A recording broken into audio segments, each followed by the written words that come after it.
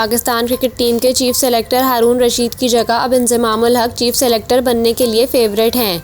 Charge लेने के बाद वो अफगानिस्तान की सीरीज़ और एशिया कप के लिए टीम मुंतखब करेंगे, जिसका ऐलान जुमेरात तक किया जाएगा।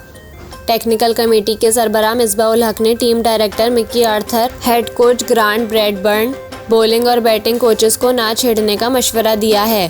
अलबत्ता मैनेजर रेहान उल हक और दीगर नॉन टेक्निकल स्टाफ के बारे में अभी कोई फैसला नहीं हो सका।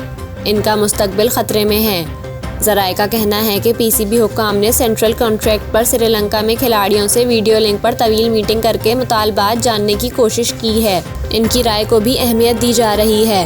इंज़माम उल हक पीर को लाहौर में ज़का अशरफ से मुलाकात करके चीफ सेलेक्टर की जिम्मेदारी संभालेंगे।